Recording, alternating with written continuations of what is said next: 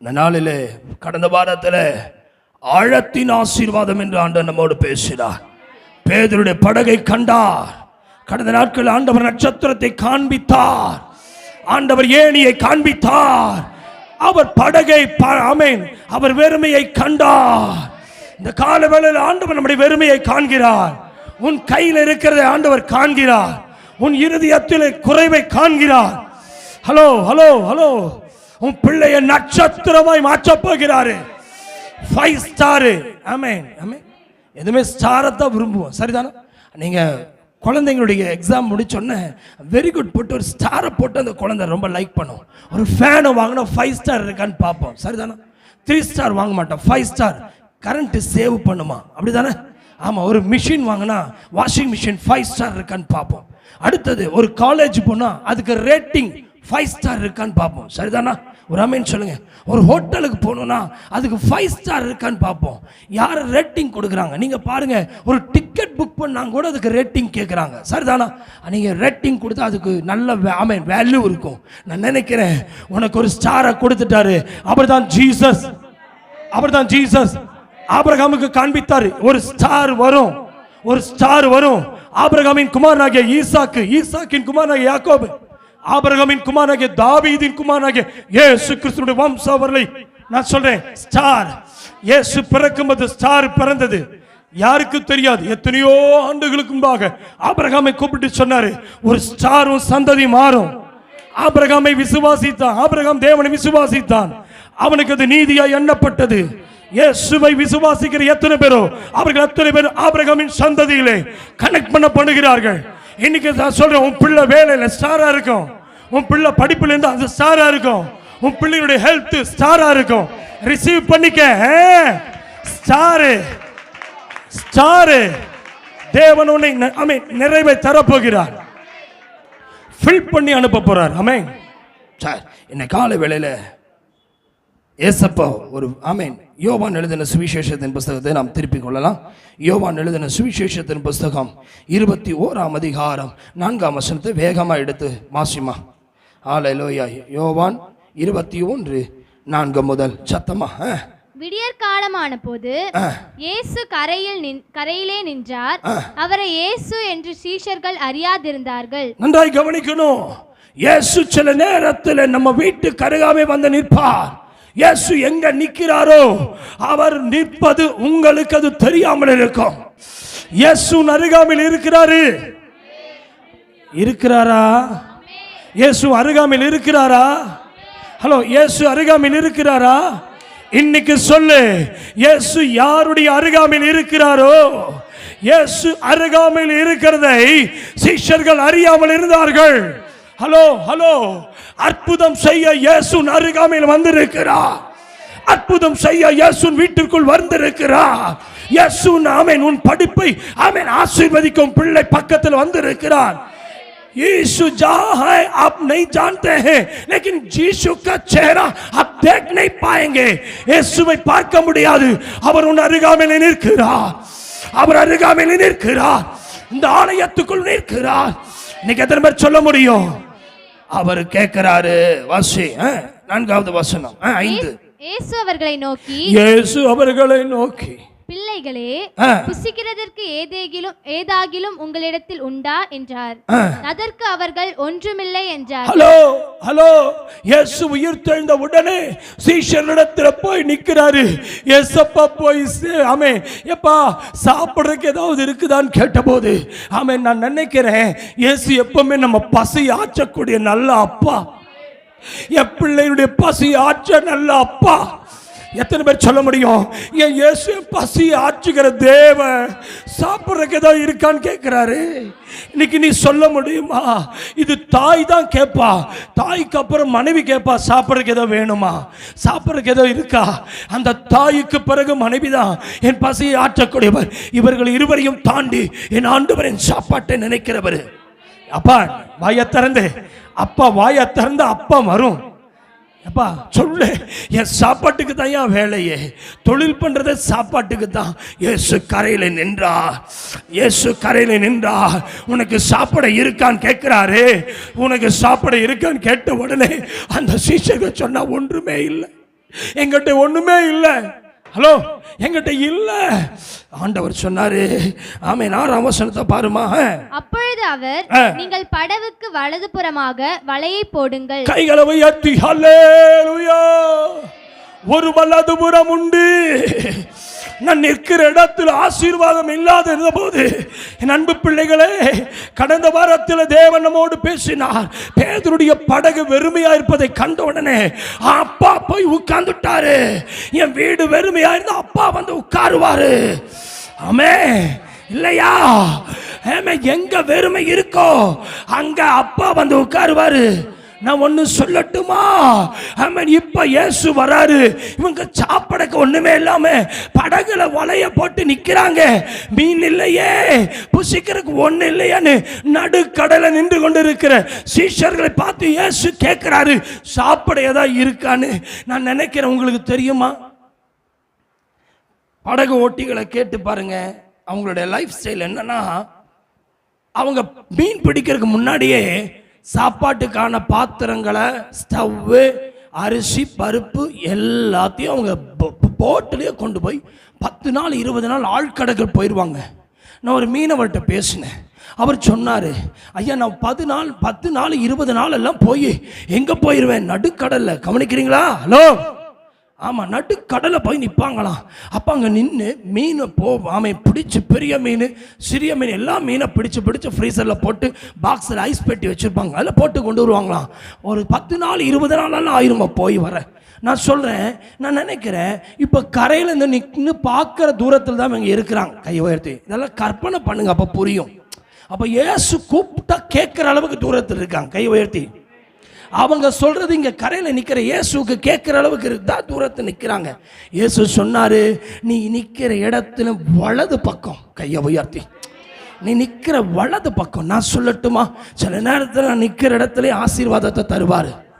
நீ தூரமா போக வேண்டாம். நீ எங்க நினைக்கிறேன்னா, ஒருவேளை அந்த கோயிலுக்கு போனா, இல்ல அந்த ஆலயத்துக்கு போனா, இல்ல அந்த ஊருக்கு போனா, அங்கெல்லாம் இல்ல. நீ இருக்கிற இடத்துல வலது பக்கம் நிக்கிற ஆண்டவருடைய கை. ஆண்டவர் ஆசீர்வாதத்தை தூரமா இல்ல, உன் பக்கத்துல வச்சிருக்கிறார். உன் பக்கத்துல தான் இருக்குது ஆசீர்வாதம். ஆசீர்வாதத்துக்கு ஆண்டவர் உங்களை வெளியே தூரமா அனுப்ப மாட்டாரு. இப்ப ஆண்டவர் சொல்றாரு, உன் வலது பக்கத்துல இருக்கிற ஆமென் என்ன செய்? வலையை போடுங்கள், அப்பொழுது உங்களுக்கு அகப்படும் என்றார். அப்படியே அவர்கள் போட்டு திரளான மீன்கள் அகப்பட்டதினால் அதை இழுக்க மாட்டாதிருந்தார்கள். அல்லேலூயா. பாருங்க எவ்வளவு பெரிய ஆசீர்வாதம். அவர்கள் போட்ட உடனே வலையை இழுக்க முடியாத அளவுக்கு ஆண்டவர் ஆசீர்வதித்து வச்சிருக்கிறார். 7ஆம் வசனம்.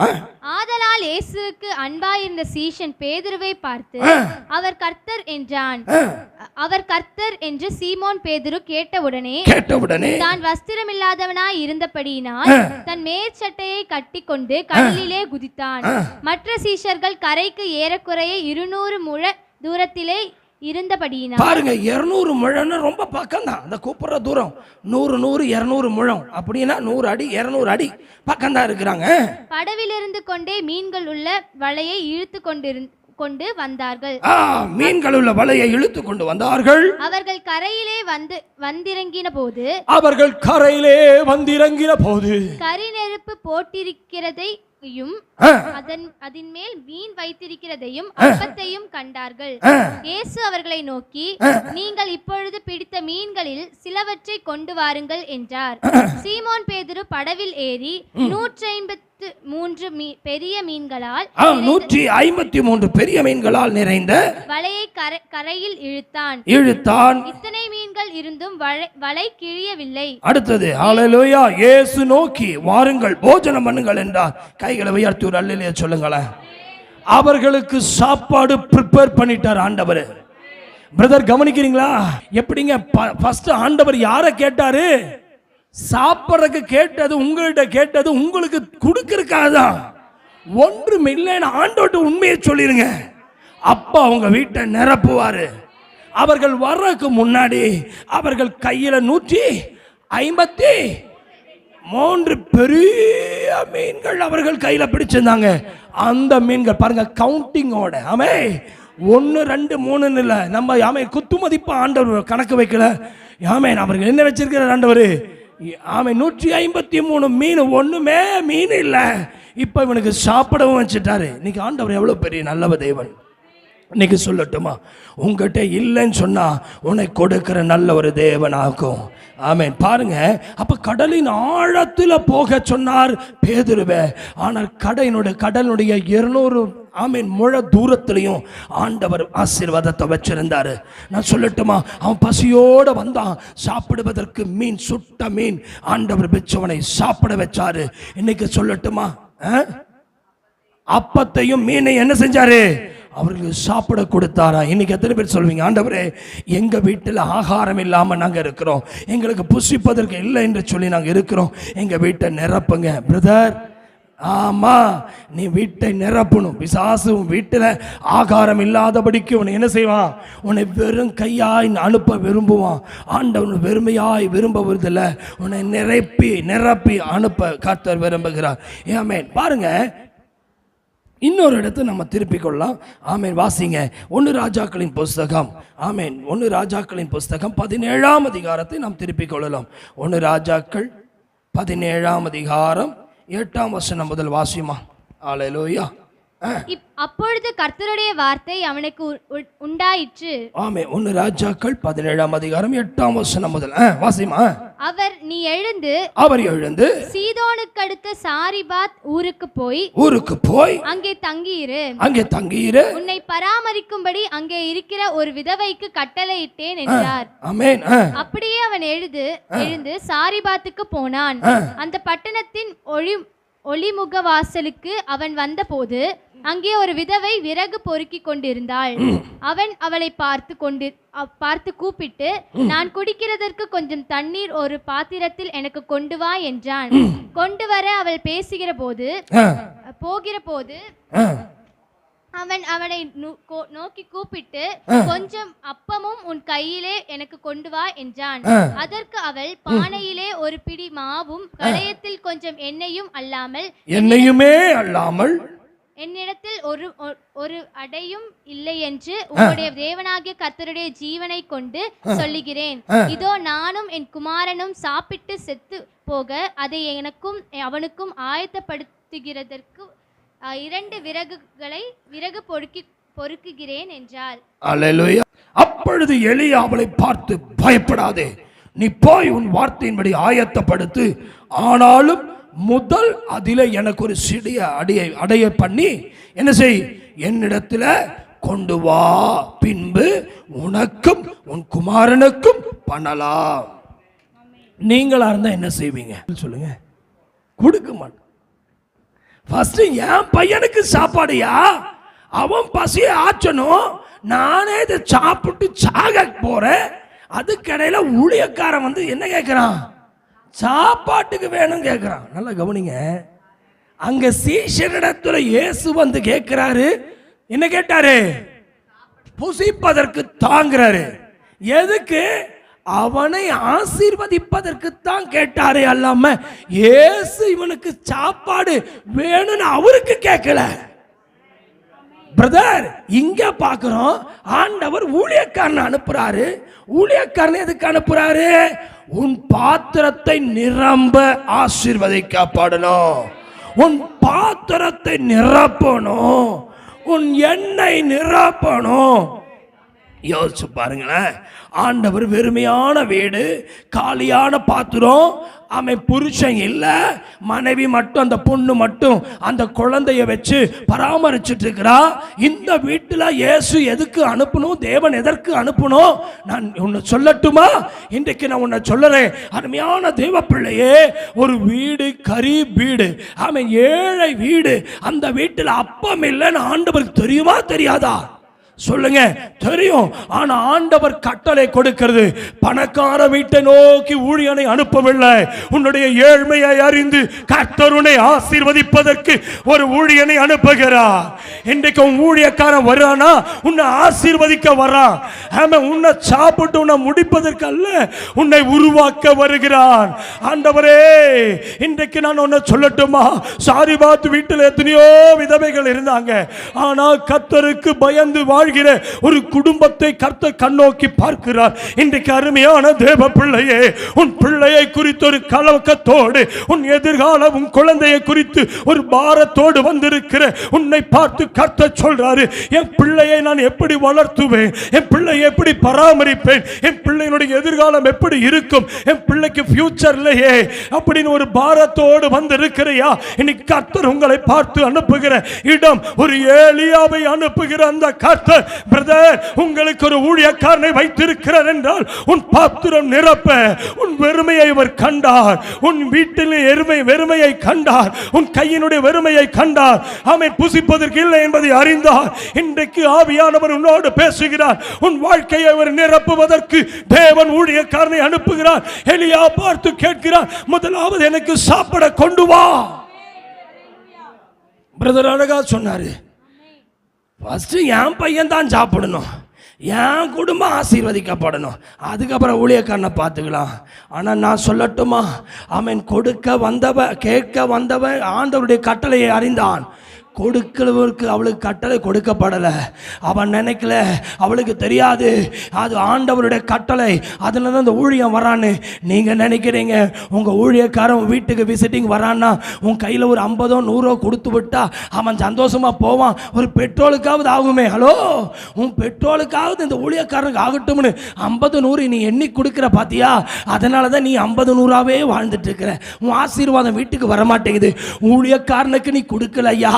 உன் பிள்ளையை நிரப்ப கர்த்தர் எலியாவை அனுப்புவதை போல ஊழியனை வீட்டை ஆசீர்வதிப்பதற்கு அனுப்புகிறார்.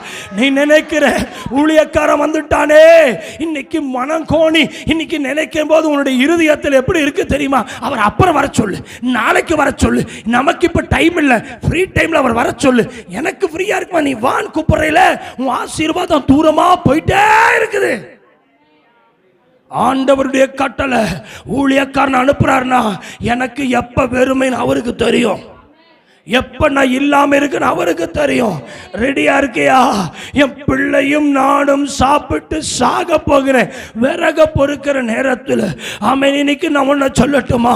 ஆமென். உணவு ஆயத்தப்படுவதற்கு முன்பாக கர்த்தர் அவனை ஆசீர்வதிக்கிறதுக்கு, ஆமென், புருஷன் இல்லை, விடோ, கணவன் இல்லாத மனைவி, ஆமென், பெண், ஆமென், தன் பிள்ளையோடு தனிமையாய் வாசம் பண்ணுகிற அந்த குடிசை வீட்டுக்குள்ள ஆண்டவர் அனுப்புகிறார். அடுத்த வேலைக்கு சாப்பிடுறதுக்கு இல்ல. ஆமென். அல்லேலூயா. அடுத்த வேளைக்கு என்ன செய்வேன்னு தெரியல. அந்த பாத்திரம் காலியா இருக்கிறது. என் கர்த்தர் தூரத்திலிருந்து கண்டுவிட்டார். என் பாத்திரத்தில் எண்ணெய் இல்லாத தூரத்திலிருந்து கண்டுவிட்டார். என் ஆமென் களத்தில் மாவு இல்லாதது என் தூரத்திலிருந்து கண்டுவிட்டார். நீ நினைக்கிற டப்பால் அரிசி முடியுது, ஆமென், பருப்பு முடியுது, உனக்கு ஆமென் குறைய குறைய அதை நிரப்ப கர்த்தருடைய கண்கள் உன் வீட்டை காண்கிறது, உன் வீட்டை காண்கிறது, உன் பிள்ளையுடைய கண்களை, ஆமென், அவருடைய கண்கள் உன் வீட்டை காண்கிறது. எத்தனை பேர் இது ரிசீவ் பண்றீங்க? ஹல்லேலூயா, ஹல்லேலூயா. இன்றைக்கு நிரப்புகிற தெய்வம், ஒரு நிரப்புகிற தெய்வம். आपका घर खाली पड़ा है, परमेश्वर अपने भक्त को भेजा है, अपने अपने प्रभु के दास को इसलिए भेज रहा है, तुमको भर जाओ, भर जाओ. நீ நிரப்பப்படணும், நீ ஆசீர்வதிக்கப்படணும். गरीब के घर में प्रभु आ रहा है, एलिया के रूप में आ रहा है. तुम्हें मुझे एक मुट्ठी खाना दो. हालेलुया. நேற்று தினத்தில் முன்தினத்தில் ஒரு அற்புதம் நடந்தது. அருமையான பிரதர் வினோத், அருமையான மகள் ரேகா, இவங்க முந்தா நேற்று கூப்பிட்டு எங்கிட்ட சொன்னாங்க, ஐயா நீங்கள் நான்வெஜ் சாப்பிடும்போது ஆடு சாப்பிடுவீங்களான்னு கேட்குறாரு எங்கிட்ட. இதுவரைக்கும் எந்த விசுவாசி ஆடு சாப்பிடுவான்னு கேட்கவே இல்லை. அந்த 7 மனுஷன் அவர் ஆசீர்வதிக்கப்பட்டது வந்து சொன்னார். சும்மா இல்லைப்பா, ஒரு ஆமென் சொல்லுங்களேன். அல்லேலூயா. ஆமென். ஆடு சாப்பிடுவியான்னு கேட்டேன். ஆமாப்பா, நானும் இல்லை, ஊழியத்தை நான் வெளியே இருக்கிறேன், பரவாயில்ல, அம்மாட்ட சொல்லிடுங்க, மதியான சாப்பாடு நான் உங்களுக்கு நல்ல ஆட்டுக்கறி, கோழி வறுவல், ஆமென், ஆமென், பீகாருடைய ஆமென், ஆமென், ஸ்பெஷல் ஐட்டம்ஸ் எல்லாம் செஞ்சு நான் மதியான லஞ்ச் என் வீட்டிலிருந்து நான் கொண்டு வரேன்னு சொன்னார். நான் சொன்னேன், நான் இருக்க மாட்டேன், அம்மா இருப்பாங்கன்னு. நான் சொல்லட்டுமா? மத்தியானம் 1 மணிக்கு அவர் என்னை கூப்பிட்றாரு. ஐயா நான் ரெடி பண்ணிட்டேன், வீட்டுக்கு கொண்டு போகிறேங்கிறாரு. நீ கொண்டு போன்ட்டேன். நான் சொல்கிறேன், வீட்டுக்கு போனால் அம்மாவுக்கு, பிள்ளைகளுக்கு, எங்களுக்கு எல்லாம் 2 பீஸு மட்டனோட சிக்கன் வறுவலோட பார்சல் பண்ணி பேக் கொண்டு வந்து கொடுத்துட்டு ஒரு கிளாஸ் தண்ணியை குடிச்சு, அம்மா எங்களை ஆசீர்வதிங்கன்னு கேட்டு, இந்த மனுஷன் ஆண்டவர் இல்லை, இங்கே பூமியில் சொந்த பந்தங்க யாருமே இல்லை, சபை ஊழியக்காரனுக்கு அவர் வீட்டில் சந்தோஷமாக சாப்பிட்டு சந்தோஷமாக இருக்கலாம், லீவு நாள், ஹோலியினுடைய லீவு நாள், அவர் லீவில் ஜாலியாக இருந்திருக்கலாம். இல்லை இல்லை, இந்த வயிற்றுக்கு கொடுக்கும்போது தேவ ஊழியக்காரனுக்கு நான் கொடுப்பதனால என் வீடு ஆசீர்வதிக்கப்படும் சொல்லி பேக் பண்ணி கொண்டு வர்றாரு. இன்றைக்கு அவர், நான் அவரை சாட்சி சொல்ல சொல்லல, அவர் மைக்க பிடிச்சு எனக்கு ஆண்டவர் 1.25 லட்சம் ரூபாய் பைக்கை கொடுத்திருக்கிறாரு. போன அக்டோபர் மாசம் தீர்க்க தரிசனமா சொன்னாரு. இன்னைக்கு இந்த ஊழியக்காரர் நிமித்தமா இன்னைக்கு வண்டியை வாங்க கர்த்தர் உதவி செஞ்சான்னு சொல்றாருன்னா, அங்கே வீட்டு அளவை நீங்கள் பாருங்கள். ஒரு நாளைக்கு ப்ரேயருக்கு காட்டேஜ் ப்ரேயர் போதான் போகிறோம்ல, 10க்கு 10 தான் ரூமு. ஆமாம், கிச்சன் ரூமு 10க்கு 8ங்க. 2 ரூமில் இவங்க குழந்தையோட 3 பேர் தங்கி இருக்கிறாங்க, தினக்கூலி வாங்குறாங்க. இன்னைக்கு வினோது ஆமேன் ஆண்டவர் ஏற்றுக்கொண்டது கூடவே இருக்கிற வேலைக்காரனிடத்தில் அவனுக்கு வயிற்று வலின்னு சொன்னோன்னே ஒரு தண்ணியை கொண்டு வான்னு சொல்லி ஜோம் பண்ணி கொடுத்தான், வயிற்று வலி நல்லாயிடுச்சு. அப்போ அந்த ஜித்தேந்தர் சொல்லியிருக்கான், நான் அப்பா அம்மாலாம் இயேசுவை தேடி இருக்காங்க, நான் இயேசுவை தேடலை, இவர் கைப்பிடிச்சு சொல்லியிருக்காரு, வா என் சர்ச்சுக்கு வா, உனக்கு ஆசீர்வாதம் கிடைக்கணும் கூட்டிட்டு வர்றாருன்னா எத்தனை பேர் ரெடியா இருக்கீங்க? உங்க கூட எத்தனை ஆத்துமாக்களை கூட்டிட்டு வந்தீங்க? சுயநலவாதியா இருக்கிறியே, ஆமை உன் வீட்டை நிரப்ப பார்க்கிறியே, கர்த்தர் உன் வீட்டை பார்க்கிறார், கர்த்தர் உன் களத்தை பார்க்கிறார், கர்த்தர் உன் பானையை பார்க்கிறார், கர்த்தர் உன் இருதயத்தையும் பார்க்கிறார். ஆமா, அல்லேலூயா. முதல் அப்பம் எனக்கு வேணும்னு கேட்டார். அங்க இயேசு பேதுருவிடத்தில் பார்த்து கேட்கிறாரு, முதல் பிடிக்கிற மீனை எனக்கு வேணும், சாப்பிட கொடுன்னு கேட்கிறாரு. நான் ஒன்று சொல்லட்டுமா, அவர் புசிக்க கேட்டார்னா உங்க பசிய ஆச்ச, இவ்வளவுதான் சத்தமா. அவர் புசிக்க கேட்கிறாருன்னா உன் பசி ஆச்ச. நீ சாப்பாடு அவர் கேட்கலையா, உன் வீட்டை நிரப்ப கொடுக்குற, நீ கையை முட்டி வச்சு முறுக்கி வச்சிருக்கிற, அதனால தான் வீடு அப்படியே இருக்குது. இன்னைக்கு அநேகருடைய வீடு வெறுமையா இருக்க காரணம், இன்றைக்கு நீ அருமையான தேவ பிள்ளையே, நீ வந்த வண்ணமாய் தேவ சமூகத்திலிருந்து போகிறாய். இன்னைக்கு கர்த்தர் சொல்றாரு, என்னை சோதித்து பா, என்னை சோதித்து பா, நான் உன்னை ஆசீர்வதிப்பேனோ இல்லையோ என்று என்னை சோதித்து பா. எத்தனை பேர் சொல்ல போறீங்க, ஆண்டவரே இன்னைக்கு இந்த சத்தியத்தை எனக்குன்னு போதிக்கிறீங்க, சாரிபாத் வீட்டுக்கு வந்ததை போல கர்த்தரின் வீட்டுக்கு வருவீரா? எத்தனை பேர் சொல்ல வருவீரா? இன்றையிலிருந்து ஒரு தீர்மானம் பண்ணுங்க, ஆண்டவரே இன்று முதல் கர்த்தருக்கு கொடுப்பதில் கணக்கு பார்க்கறத நிறுத்திடுறேன். இன்னைக்கு மட்டும் நீ வளர முடியல, நீ ஆசீர்வதிக்கப்பட முடியல, இன்னும் தத்தி தத்தி நடக்கிற, இனி எழும்ப முடியல, பிரகாசிக்க முடியல. அதனுடைய காரணம் என்னவென்றால், ஆண்டவர் பணக்கார வீட்டுக்கு போக வேண்டியதானே. என் காதுபட ஒரு விசுவாசி சொன்னது என்ன தெரியுமா, நம்மளே கஷ்டப்படுறோம், நம்மளே இல்லாம இருக்கிறோம், அந்த பாஸ்டருக்கு எங்க வீட்டுக்கு எதுக்கு வராரு, அவரெல்லாம் பணக்கார வீட்டை தேடி போக வேண்டியதானே. ஆனா இயேசுவை விசுவாசிக்கிறவன் பணக்காரன் ஏழைன்னு இல்லை, அவன் குடிசையில் இருந்தாலும் கூட கர்த்தர் உன்னை தேடி அனுப்புறாரு. ஹல்லேலூயா. தேவனை காட்டுல யாராவது பணக்காரர் இருக்கீங்களா? प्रभु के अलावा कोई, प्रभु से भी बढ़कर कोई आप धनवान कोई है संसार में? नहीं है भाई. ஆண்டவர் பணக்காரனை தேடி வரல, ஆண்டவர் உன்னை ஆசீர்வதிக்க வராரு. இந்த சாரிபாத் விதவை எந்த சபை விசுவாசியும் தெரியாது, ஆனா சபையில விசுவாசியாய் இருப்பதற்கல்ல, ஆண்டவர் அவள் ரட்சிக்கப்பட்டாலா தெரியாது, அவள் இயேசுவை ஏற்றுக்கொண்டாலா தெரியாது. நான் நினைக்கிறேன் அந்த பிள்ளையின் சாப ஆண்டவர் விரும்பல. உன் குழந்தையினுடைய சாப விரும்பாத தேவன் உன் குடும்பத்தில் ஒரு இழப்பு உண்டாக கூடாது என்று சொல்லி பரலோகத்தில் சேர்ப்பதற்கு எலியாவை அனுப்பினாராம். என்ன நடந்தது தெரியுமா? ஆமென், கொண்டு வா, அதன் பின்பு நீ என்ன செய்யலாம், உன் குமாரனுக்கு பண்ணலாம் என்கிறார். பாருங்க 14ஆம் வசனம். ஆமென். கர்த்தர் தேசத்தில் மேல் மழையை கட்டளையிடும் நாள் மட்டும் பானையிலே மா செலவழிந்து போவதும் இல்லை, களத்தின் எண்ணெய் குறைந்து போவதும் இல்லை என்றார் இஸ்ரவேலின் தேவனாகிய கர்த்தர் சொல்லுகிறார். அல்லேலூயா. நல்லா கவனிங்க. 15-16 பாருங்க. அவள் போய் எலியாவின் சொற்படி செய்தாள். அவளும் இவனும் அவள் வீட்டாரும் அநேக நாள் சாப்பிட்டார்கள். கைகளை உயர்த்தி வாசிக்கும் போதே கொஞ்சம் இழுத்து வாசிக்கணும். அநேக நாள் சாப்பிட்டார்கள். அந்த வாசிக்கும் போதே அநேக நாள், அதுக்கு தான் அந்த வார்த்தை அப்படி போட்டிருக்கிறாங்க. ஆண்டவர் என்ன எழுதியிருக்கிறாரு, நீ ஒரு நேரம் சாப்பாடு கொடுத்த போது உன் வீட்டாரும் உன் பிள்ளையும் அநேக நாள். கையை சொல்லுங்க, நீயும் உன் வீட்டாரும் அநேக நாள். எத்தனை பேர் சொல்ல போறீங்க, ஆண்டவரே நீயும் உன் வீட்டாரும் அநேக நாள் சாப்பிடணும்? எத்தனை பேர் ஆயத்தமா இருக்கீங்க? எலியா வீட்டுக்கு வரும்போது அவன் ஒருவேளை சாப்பாடு கொடுக்கிறான். ஆண்டவர் ஒருவேளை கொடுத்தவனுக்கு இன்னும் கேட்கல, நீ அநேக நாள் சாப்பிடணும். एलियाह को भोजन दिया, एक टाइम दिया। परमेश्वर सारी बात विधवा का घर अनेक दिन भोजन खिलाया, भर दिया நிரப்பிட்டார். பாருங்க, அப்பத்தை ஒரு நேரம் சாப்பாடை கொடுத்தவனுக்கு ஆண்டவர் எவ்வளவு அநேக நாட்கள் கொடுத்தாருன்னா, நான் சொல்றேன், நீ கர்த்தருக்கு நீ கொடுத்து பாரு, அநேக நாள் தீர்க்க நாள் உன் குடும்பத்தை கர்த்தர் நிரப்பி வைப்பார். செலவழியாது. இன்னைக்கு பணம் 1லிருந்து 10ஆம் தேதிக்குள்ள காலி பண்ணிடுறீங்க. ஏன்னா நீங்க கர்த்தருக்கு கொடுக்கறத எவ்வளவு கொடுக்கறீங்க நீங்க பாருங்களேன். உங்க இருதயத்தை பார்க்கிறார் ஆண்டவர். அல்லேலூயா. கை உயர்த்தி ஆமென் சொல்லுங்களேன். நீங்க கணக்கு பார்த்தீங்கன்னா ஆண்டவர் கணக்கு பார்ப்பார். நீங்க பெட்ரோல் கணக்கு பார்த்தீங்கன்னா ஆண்டவர் பெட்ரோலை ட்ரை இல்லாம நடந்து போக வச்சிருவார். அல்லேலூயா சொல்லுங்களேன். ஒரு நேரம் பெட்ரோல் 100 ரூபா பெட்ரோல் போகுதே சர்ச்சுக்கு வர்றதுக்கு நினைச்சிங்கன்னா அந்த வாரமே வேலை இல்லாமல் போகும் பாருங்க. அது காரணம் என்னன்னா, நம்ம நினைப்போம் 100 ரூபா பெட்ரோல் போகுது. பெட்ரோலை பார்க்காத, அழைத்தவரை பார். பெட்ரோலை உண்டாக்கின கர்த்தரை பாரு. ஆண்டவரை தேடி வர்றதுக்கு ஒரு நாள் ஆண்டவர் மற்ற 6 நாள் ஆசீர்வதிப்பாரியா. பைபிள் அதான் சொல்லுது பாருங்க. அவன் என்ன போட்டிருக்குங்க, 1 ராஜாக்கள் 17 ஆமென் 14 பாருங்க.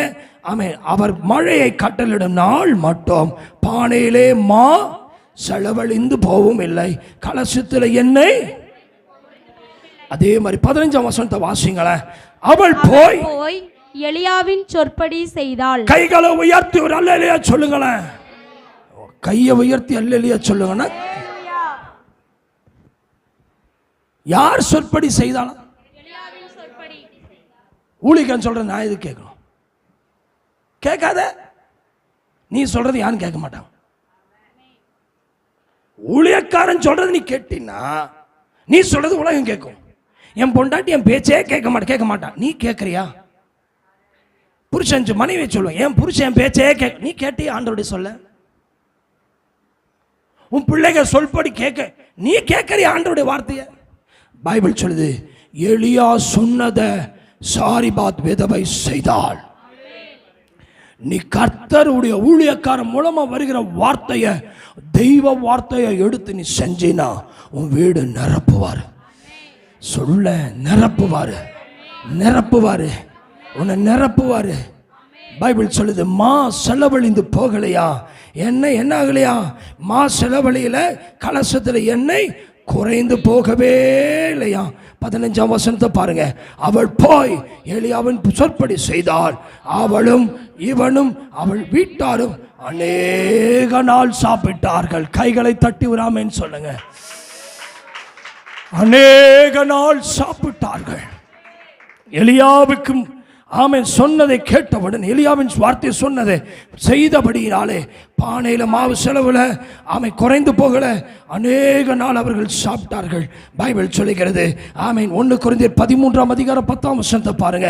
1 கொரிந்தியர் 13:10 நிறைவானது வரும்போது குறைவானது ஒழிந்து போகும். கைகளை உயர்த்தி சொல்லுவோமா? அருமையான தேவ பிள்ளையே, உன் வாழ்க்கையில நிறைவான இயேசு வர வர, உன் வாழ்க்கையில நிறைவான பரிசுத்த ஆவியான வர வர, குறைவானது அன்னத்தனையும் ஆமென் ஒழிய பண்ணுகிற தேவன் இருக்கீங்களா? நிறைவான வார்த்தை வரும்போது குறைவானது எல்லாம் ஒழிந்து போகும். 1 கொரிந்தியர் 13:10 நோட் பண்ணிக்க. நிறைவானது வரும்போது ஒழிந்து போகும். அருமையான தேவ பிள்ளையே, நடந்தது பாருங்க. அடுத்தது ஆமீன் மார்க் எழுதின சுவிசேஷத்தை நாம் திருப்பிக் கொள்ளலாம். மார்க் எழுதின சுவிசேஷத்தின் புஸ்தகத்தை ஆமீன் 6ஆம் அதிகாரம் 34ஆம் வசனத்தை பாருங்களேன்.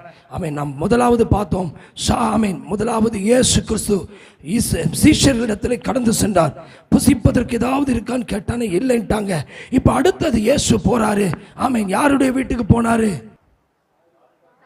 சாரிபாத் வீட்டுக்கு போனார். கவனமா கேட்டா தான் பதில் சொல்ல முடியும். விதவை வீட்டுக்கு ஆண்டவர் அனுப்புறாரு. சரியா? அடுத்தது 3வது ஒரு ஆளை பார்ப்போம். ஆமென். 6ஆம் அதிகாரம் 34வது வசனத்தை பாருங்களேன். ஆமென். இயேசு கரையிலே வந்து அநேக ஜனங்களை கண்டு அவர்கள் மேய்ப்பன் இல்லாத ஆடுகளைப் போல் இருந்தபடியால் அவர்கள் மேல் மனதுருகி அநேக காரியங்களை அவர்களுக்கு உபதேசிக்க சென்றார் சொன்ன தொடங்கினார். அல்லேலூயா. பாருங்க மார்க் 6:35 என்ன போட்டிருக்கு பாருங்க. ஆமென். ஆமென். நேரம் சென்ற பின்பு ஆமென். வெகு நேரம் ஆயிற்று பைபிள் சொல்லுகிறது. ஆமென். 35ஆம் வசனத்தை பாருங்க. வெகு நேரம் சென்ற பின்பு அவருடைய சீஷர்கள் அவரிடத்தில் வந்து இது வனாந்தரமான இடம், இது வனாந்தரமான இடம், வெகு நேரம் ஆயிற்று, வெகு நேரம் ஆயிற்று, புசிக்கிறதற்கும் இவர்களிடத்தில் ஒன்றுமில்லை. நல்ல சத்தமா உயர்த்தி வாசிக்கணும். புசிக்கிறதற்கு இவர்களிடத்தில் என்ன இல்ல? ஒன்றுமில்லை. ஒன்றுமில்லை. கைகளை உயர்த்தி சொல்லுங்களேன். சாப்பாடு தான் என் மனுஷனுக்கு தேவை. முதல் எங்க போய் கேட்கிறாரு ஆண்டவரே? யார்கிட்ட போய் கேட்கிறாரு? பாது. ரெண்டாவது யார்கிட்ட போய் கேட்கிறாரு? விதவை வீட்டுல போய் கேட்கிறாரு. மூணாவது போய் எங்க யார் கேட்கிறா? யார் கேட்கிறா? சீஷர்கள் யாரை பத்தி இப்ப கரிசனையோட இருக்கிறாங்க? ஐயோ, இந்த ஜனங்கள் பசிக்க வந்திருக்காங்க, சாப்பிடாம உட்கார்ந்து இருக்காங்க. ஐயா, இவங்களுக்கு பசி ஆற்றணுமே. கை உயர்த்தி ராமன் சொல்லுங்க. எவ்வளவு தரிசனம் நிறைந்த ஒரு மனுஷன் பாருங்களேன். நான் நினைக்கிறேன், இந்த பலமுறை இந்த செய்தியை நான் எடுத்திருக்கேன். இன்னைக்கு அதில் ஒரு வெளிப்பாடு ஆண்டவர் கொடுக்கிறாரு. அப்போ ஊழியக்காரனுக்குள்ளே விசுவாசிகளுடைய பசியை ஆற்றக்கூடிய ஒரு இருதயமுடையவனாக இருக்கணும். ஒரு அல்லையிலே சொல்லுங்களேன். நீ சீஷனாக இருப்பாய் என்றால், ஆண்டவருடைய சீடன் என்றால், மற்றவருடைய பசியை அறிந்தவனாக இருக்கணும். உன் பசி நீ சாப்பிட்டு திருப்தியா இருக்கிறது அல்ல, பிறருடைய பசியை ஆற்றக்கூடிய சீஷனா இருக்கணும். கவனிக்கிறீங்களா தம்பி? இன்னைக்கு ஆண்டவர் உங்களை பார்த்து பேசுறாரு. ஆமென். இவர்கள் வெகு நேரம் ஆகிருச்சு, புசிக்கிறதற்கு என்ன இல்ல? ஒன்றுமில்லை. இவர்கள் ஒன்றுமில்லை. கைகளை உயர்த்திடாமன்னு சொல்லுங்களேன். முதலாவது இயேசு பார்க்க போது சீஷர்களிடத்துல புசிக்கிறதற்கு ஒண்ணுமில்லைன்னுறாங்க. அவர்களை பார்க்கிறாரு. ஆமீன். அப்பமும் ஆமீன் ஆமீன் ஆமீன் எண்ணெய் மாவும் எண்ணெயும் முடிகிற நேரத்தில் சாப்பிட்டு சாகலாம் நேரத்தில் அவங்க லைஃபை முடிச்சிடலாம் நினைக்கும் போது ஆண்டவர் அங்கே கடந்து செல்கிறார். கைகளை உயர்த்தி ஆமேன்னு சொல்லுங்க. இதுக்கு மேல தற்கொலை தான் முடிவு. இதுக்கு மேல லைஃப் முடிஞ்சிருச்சு. இதுக்கு மேல நம்ம வீடை பூட்ட வேண்டியதான்.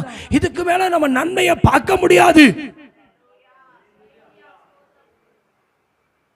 இதுக்கு மேல நோ என்ட்ரி போர்டை வச்சுட்டாங்கப்பா. இதுக்கு மேல என் பிள்ளையினுடைய படிப்பு, இதுக்கு மேல சார் நான் சொல்றேன், எதனை ஃபினிஷ் பண்ணணும்னு நினைக்கிறையோ அந்த இடத்துல ஸ்டார்ட் பண்ணக்கூடிய தேவன் ஒருவர் இருக்கிறார். ரீஸ்டார்ட் பண்ணக்கூடிய தேவன், உன்னை மீண்டும் தூண்டி விடுகிற தேவன், மீண்டும் உன்னை உயர்த்துகிற தேவன். ஐயா, அந்த வேலையில் நான் ரிட்டையர்மெண்ட் ஆக போறேன், அந்த இடத்துல கர்த்தர் வருவார். ரிட்டையர்மெண்ட் அல்ல, உன்னை மீண்டும் பணிக்கு அமர்த்த, உன்னை வேலையில வைக்க அவரால் கூடும். இதுக்கு மேல எண்டுங்கிற போர்டு எங்கெல்லாம் நீ பார்த்தையோ அந்த முடிவு அல்ல. ஹலோ, இதுக்கு மேல எனக்கு சாப்பிட இல்லை, இதுக்கு மேல சாவுதான் முடிவுன்னு நினைக்கிற நேரத்தில் கர்த்தர் வராரு. ஆமென். இங்க பார்க்கிறோம் சீஷர்கள். ஆமென். இங்க இயேசு அங்க என்ன பார்க்கிறாரு?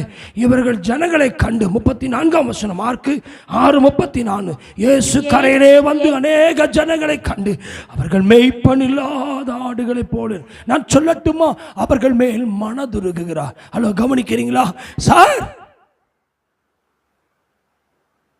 நீ மேய்ப்பன் இல்லைன்னும் போது ஆண்டவருக்கு ஒரு ஃபீலிங்ஸ் வரும். கவனிக்கிறீங்களா? ஒரு நடத்திப்புக்காரன் வேணும். பிரதர், உங்களுக்கு லீடர் இருந்தால் மட்டும்தான் நீ நல்லா ஆக்ஷனில் நல்லா இருப்ப, உன் லைஃப்பில் நல்லா இருப்ப. இன்னைக்கு நிறைய பேர் சபை வேண்டாம், என் பாஸ்டர் என்னை கட்டுப்படுத்தக்கூடாது, இவர் எனக்கு ரொம்ப கண்டிஷன் பண்ணுறாரு. மெய்ப்பன் இல்லாத ஒரு விசுவாசி அவன் நாட்டு எப்படியாய் சுற்றி திரிகிறதோ அதே போல் அவன் சுற்றி திரிவான். மெய்ப்பன் இல்லாத ஆடு ஊர் ஊரா சுத்தும். இந்த பைபிளை தூக்கி சுத்தினாலும் மெய்ப்பன் உனக்கு வேணும். நீ எவ்வளவு பெரிய இவாஞ்சலிஸ்ட் ஆயிரு, நீ ப்ராஃபட் ஆயிரு, நீ ஒரு டீச்சர் ஆயிரு, நீ ஒரு ஹீலர் ஆயிரு, என்ன வேணா பண்ணு, நீ மெய்ப்பன் கீழே இருக்கணுங்கிறத ஆண்டவர் விரும்புறாரு. உன்னை கண்டிக்க, உன்னை உபதேசிக்க, உன்னை வழி நடத்த ஒரு நடத்திப்புக்காரன் கீழே இருக்கணும்.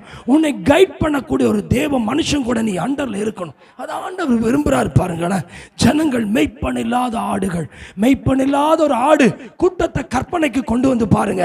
மெய்ப்பனே இல்லை, ஆடு மேய்க்கிறவன் ஆடு மேய்ச்சிட்டு போகும்போது ஆடு எங்கெங்கெல்லாம் போய் நிற்கும் பாருங்களேன். கவனிக்கிறீங்களா? ஒரு ஆடு திடீர்னு நீங்க பைக்கில் போகும்போது குறுக்கால வந்துருச்சுன்னா நீங்க உடனே என்னன்னு பார்ப்பீங்க? ஹலோ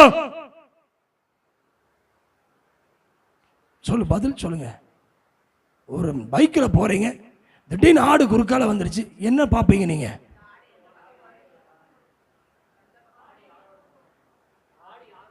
யாரோடதுன்னு அல்ல, யார் கூட இருக்கிறான்னு பார்ப்போம். மேய்ப்பனே இல்லாத ஆடு அப்படின்னா, ஒரு ஆடு மாடு சைக்கிள்லையோ பைக்கில் போகும்போது கிராஸ் ஆச்சுன்னா அந்த ஆட்டை யாராவது சத்தம் போடுமா? சொல்லுப்பா. மாட்டை திட்டுமா? யார திட்டுவோம்? எங்கப்பா அந்த ஆடு யாரு கூட வந்துச்சுன்னு பார்ப்போம். அவன் அங்க பார்த்து பலாக்குன்னு உட்கார்ந்துருப்பான். அட டேய், ஆட்டை மேய்டா, ஆட்டை ஓட்டுறா, மாட்டை மேய்டா, ஆர்ன் அடிச்சு அவனை கூப்பிடுவான். கரெக்டுங்களா? இதே போலதான் ஒரு லீடர்ஷிப் இல்லைன்னா, ஒரு தலைவன் இல்லைன்னா, அந்த ஊழியனுக்கு கீழே ஒரு விசுவாசி இல்லைன்னா அது தன்னிச்சையா போகும். தன்னிச்சையாவது ஊற சொத்தும். அதை கேட்கறதுக்கு ஆள் இல்லைன்னா அது எங்கேயாவது போய் அடிபட தான் செய்யும். கரெக்டுங்களா? அதான் பைபிள் சொல்லுது. ஆண்டவர் என்ன சொல்றாரு? ஜனங்களை கண்டு அவர்கள் மேய்ப்பனில்லாத ஆடுகளை போல் இருந்தபடியால் அவர்கள் மேல் மனதுருகுகிறார்.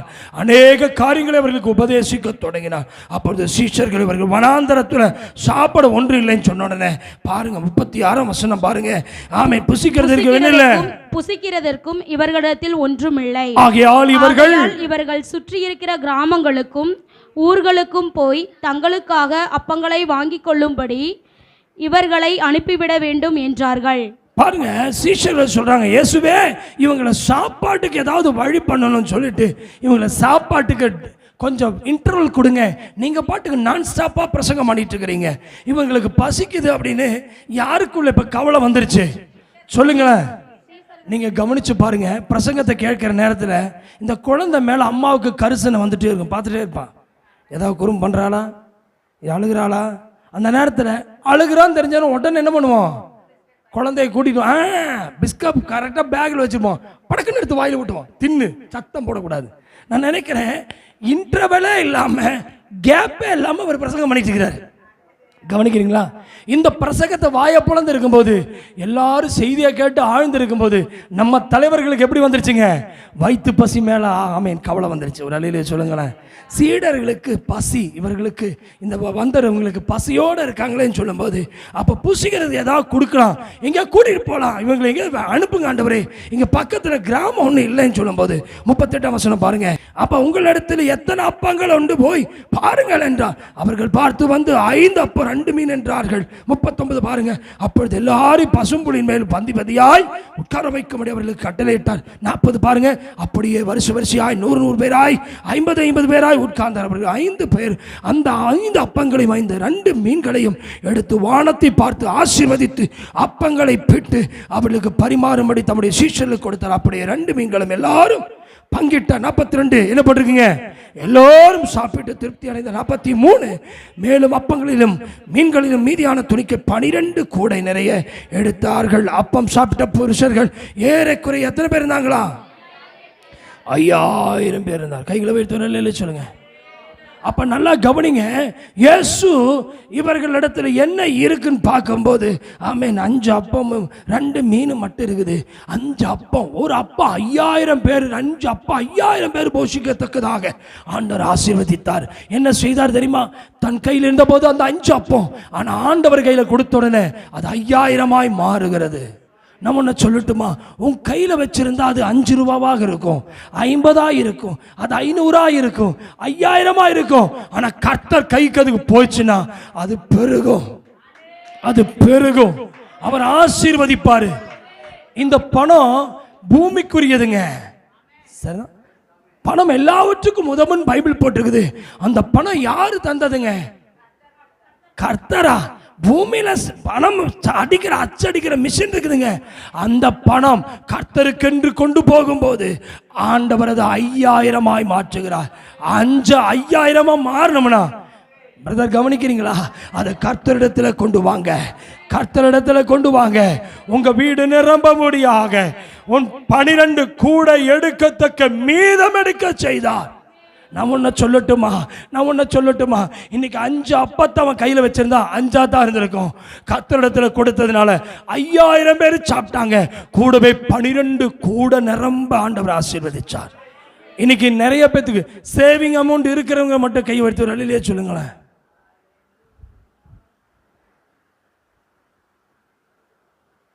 சேவிங் அமௌண்ட் 12 கூட சேவ் பண்ண ஆண்டவர் உதவி செஞ்சார். இன்னைக்கு உன் சேவிங் அமௌண்ட் இல்லாத அளவுக்கு வீட்டு வாழ்க்கை போயிட்டு இருக்குது, உன் லைஃப் போயிட்டு இருக்குது. இன்னைக்கு கிடைக்கிறத டுடேல என்ன கிடைக்குது அன்னைக்கு அடிச்சு புசி. இன்னைக்கு நீ என்னது கடா விருந்து, நாளைக்கு அரிசியும் பருப்பும் கஞ்சியும் கூழும் தான். இன்னைக்கு ஒரு நாளைக்கு ஒரு ஃபீஸ்டுங்க.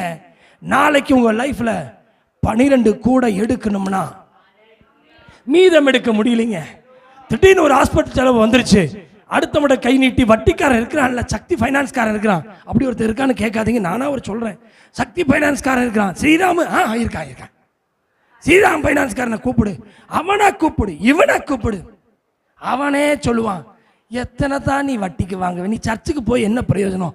வாயில சொல்ல மாட்டான், அவனுக்கு வருமானம் வருது.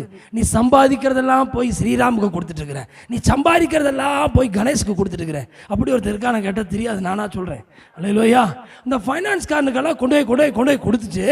கடைசியில் பார்த்தீங்கன்னா வெறும் ஏடிஎம் கார்டை மட்டும் வச்சிருப்பேன். பார்த்துக்க, ஜெர்மனி கார்டை வை, அந்த கார்டையும் கொண்டு போய் வச்சிருப்பேன்.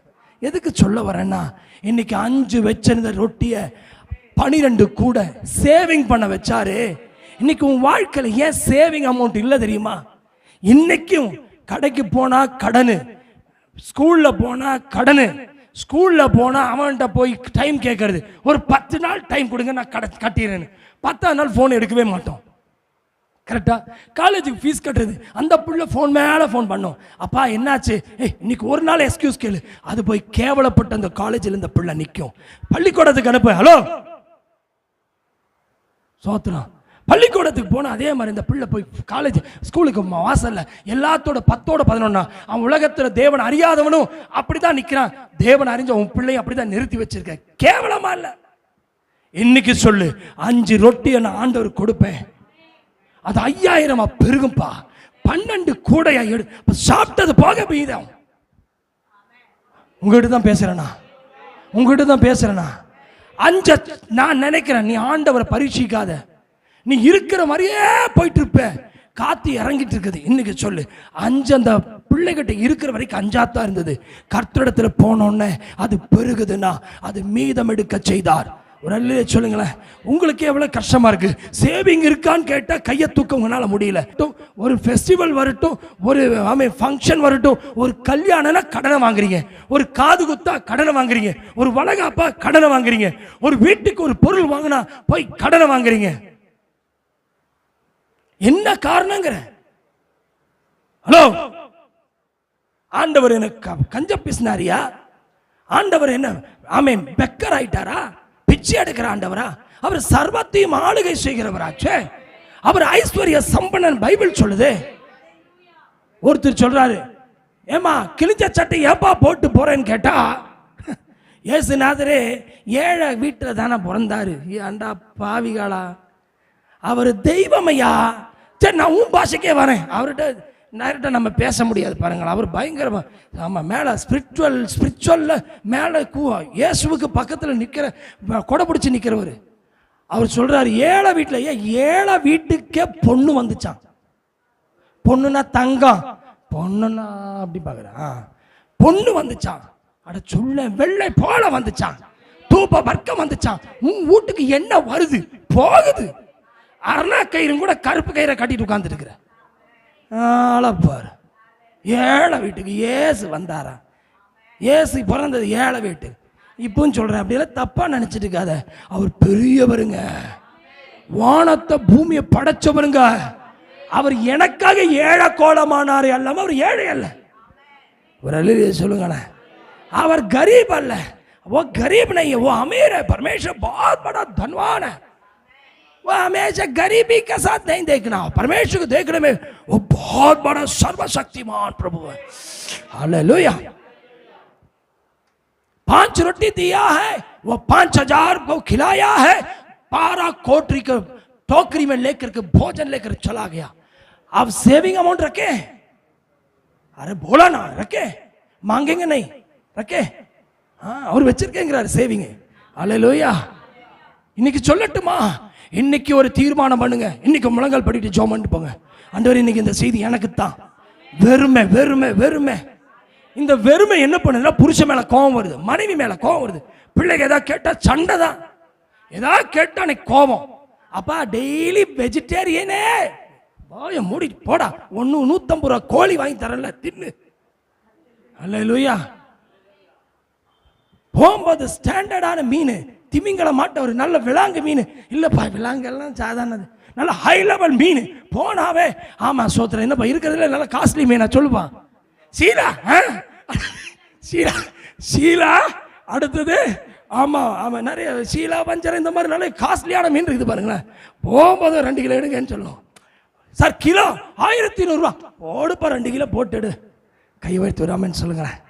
இன்றைக்கு கர்த்தர் அப்படிப்பட்ட ஒரு ஆசீர்வாதத்தை தரணும். ஆமென். ஹalleluya. பைபிள் அப்படிதான் சொல்லுது. இன்னைக்கு ஒரு தீர்மானம், சுருக்குன்னு இந்த செய்தி உங்களுக்கு படணும், உங்க மனசுல உரைக்கணும். இன்னைக்கு செய்தி உண்மையா 12 கூட சீஷர்கள் எடுத்துட்டு போனாங்களா? ஹலோ, கவனிக்கிறீங்களா?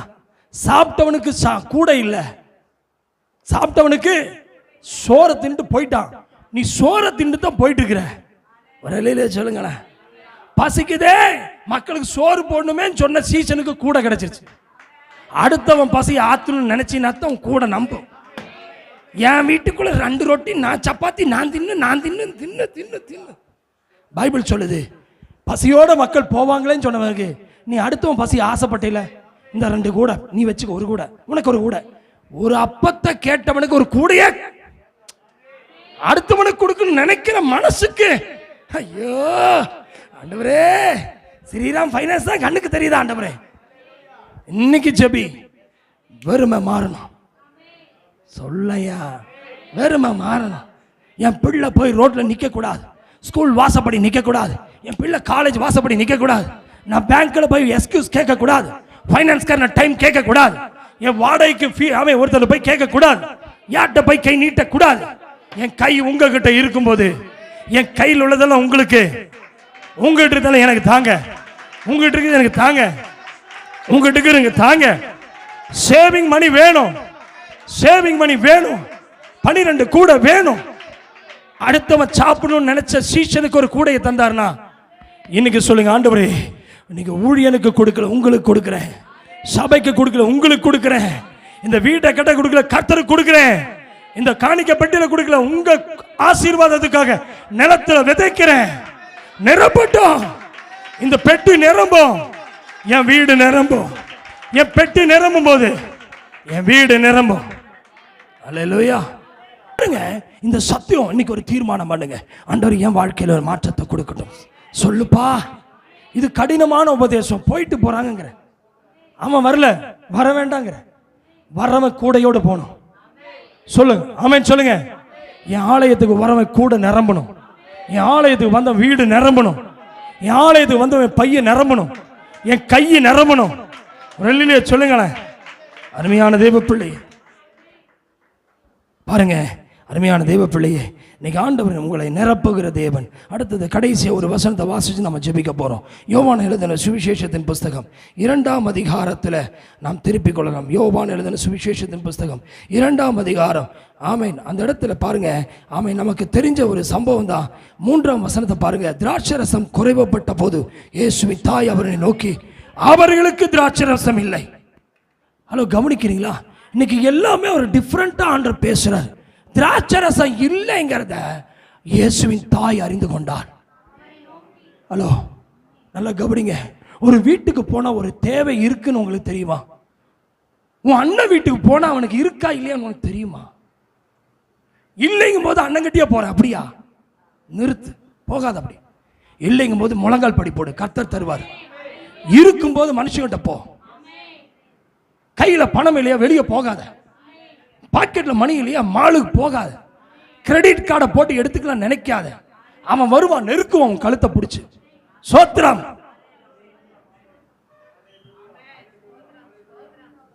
ஒரு கல்யாண வீட்டில் இல்லைங்கிறது உங்களுக்கு எப்படிங்க தெரியும்?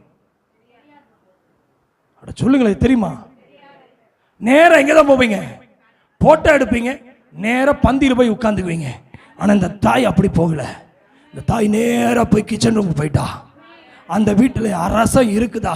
ரசம்னா நம்ம தக்காளி ரசம், புளி ரசம் இல்லை, திராட்சை ரசம். आमीन। कभी भी शादी के घर में जाएंगे तो खाने के लिए भोज जहां देता वहीं ना खाता है, जहां बनाते हैं रसोई घर में थोड़ी ना जाएंगे। लेकिन ये गई है, उनका हाथ में खाने के लिए नहीं है। वो जान गई दूसरे के प्रति आप चिंता करेंगे तब आपका आशीर्वाद प्रभु करेगा। हालेलुया। यमान உன் வீட்டுக்கு அக்கா வீட்டுக்கு போறியா? அவன் எந்த நிலையில இருக்கா தெரிஞ்சுக்க.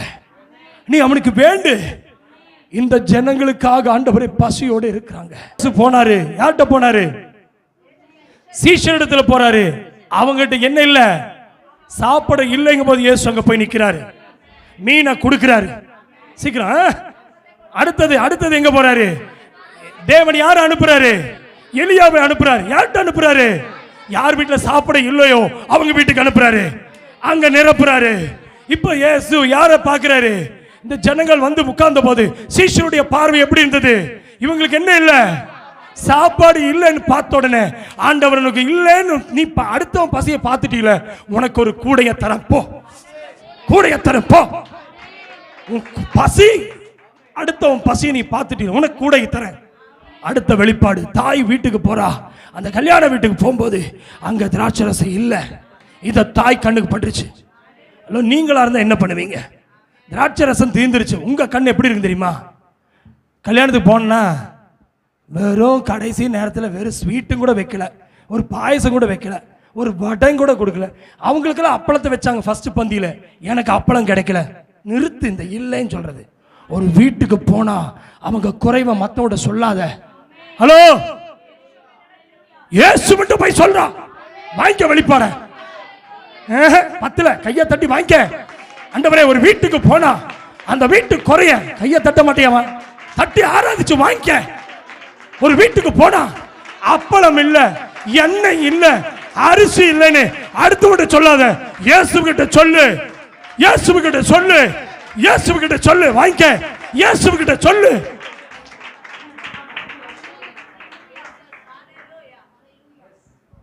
एक घर में जाएंगे तो कोई खाने के लिए नहीं रहेगा। उनके घर में गए, खाने के लिए नहीं खिलाया करके किसी से अपना दूसरे को बुराई को, त्रुटि को, कमी को दूसरे से मत बताना। अपना कमी, उसका कमी को देखकर प्रभु से बोलो। वो माता यीशु से बोली, यहां द्राक्षरस नहीं है, द्राक्षरसம் இல்லைன்னு இயேசு விட்டு சொன்னா. இயேசு சொன்னார், என் வேலை இன்னும் வரல.